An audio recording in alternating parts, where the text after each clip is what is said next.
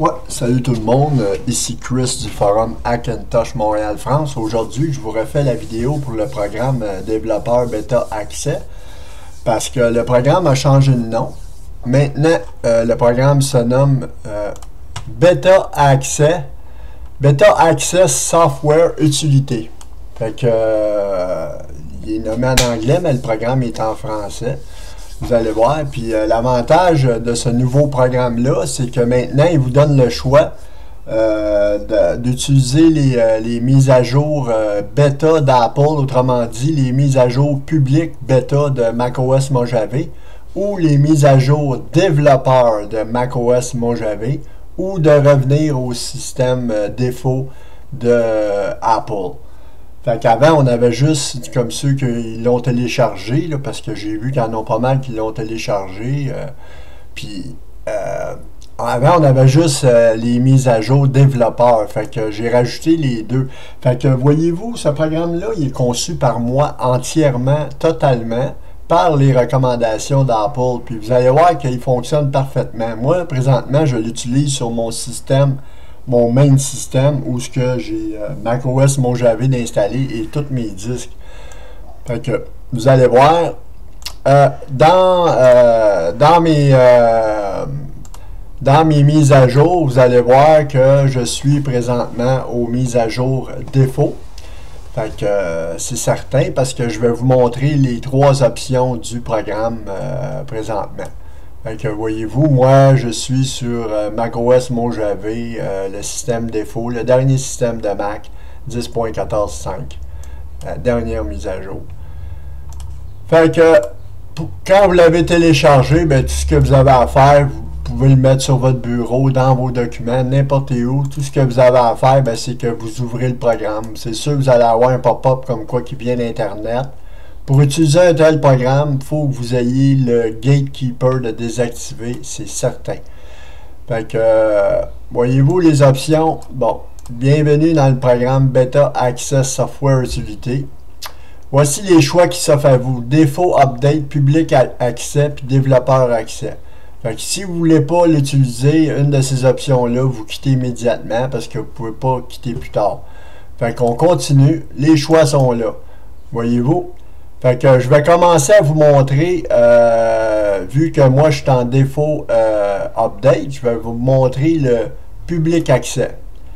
Fait que tout ce qu'on a à faire, c'est de mettre notre mot de passe. Et présentement, le programme est en train de me mettre un setup de mise à jour publique de macOS Mojave. Et vous allez voir, ça va être tout bien indiqué pour les mises à jour publiques de macOS Mojave.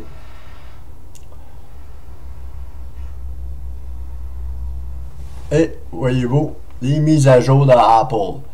Puis, voyez-vous, mise à jour bêta d'Apple. Public bêta 1. Fait que tout ce que j'ai à faire, c'est de le mettre à jour. Ceux qui vont utiliser le programme pour la première fois, vous allez avoir l'utilitaire qui va ouvrir ici, probablement, là. Fait que ça, vous avez juste à le fermer. C'est pour donner des feedbacks à Apple. Fait que vous cliquez sur quitter, vous quittez et vous le fermez. Fait que je parle bien de ce programme-là ici. Je vais aller vous le montrer. Il est dans Système, Bibliothèque, Core Service, Application. Et c'est ce programme-là ici, là. L'assistant d'évaluation. Il va ouvrir quand vous allez, si vous faites le choix des mises à jour publiques. Votre assistant d'évaluation va ouvrir dans le doc. Fait que vous avez à faire, c'est de quitter. Parce qu'on ne veut pas envoyer de feedback à Apple. Là. Fait que pour ce faire, vous cliquez sur mise à jour si vous voulez avoir la mise à jour bêta. Maintenant, je vais vous montrer. Je vais fermer ça. Je vais le remettre en défaut update. Pour pouvoir par la suite utiliser la mise à jour développeur. Et vous allez voir, là, le PrefPan va ouvrir encore le panneau de configuration et il va venir me dire que je suis en mise à jour. Je suis sur un système défaut. Que je n'ai pas de mise à jour de bêta de macOS Mojave. Et voyez-vous, et voilà, dernière vérification, lundi 27 mai. Bon, on ferme ça. Maintenant, moi je veux avoir les mises à jour développeurs. Fait que je fais continuer et je m'en viens. Voyez-vous, celui qui est choisi par défaut, c'est développeur. Je l'ai mis comme ça, là. Parce que c'est celui-là qui est le plus utilisé. Fait que voyez-vous, développeur bêta access, ouverture de software PrefPan. Et je suis content de la vidéo aujourd'hui parce que je vous explique avec la voix aussi le fonctionnement du programme. Fait que c'est toujours mieux expliqué quand on utilise la voix. La dernière vidéo n'avait pas de voix. Je faisais simplement des clics pour vous montrer comment que le programme fonctionne. Bon, voyez-vous là, programme test d'Apple de développeur. Et voyez-vous là, la mise à jour développeur bêta 1. Fait que c'est différent là. On n'est pas dans le public là. On est dans les mises à jour développeurs. Fait que je ne le mettrai pas à jour parce que moi, c'est mon système de test que je mets à jour pour les mises à jour bêta. Fait que je vais fermer ça et je vais retourner en défaut software. Fait que je vais remettre mon système défaut, comme ça il ne m'avisera pas qu'il y a des mises à jour. Voyez-vous, ça ici, ça va disparaître là, dans la préférence système. Là. Vous allez voir, il n'y aura plus de 1. Je vais tomber automatiquement sur...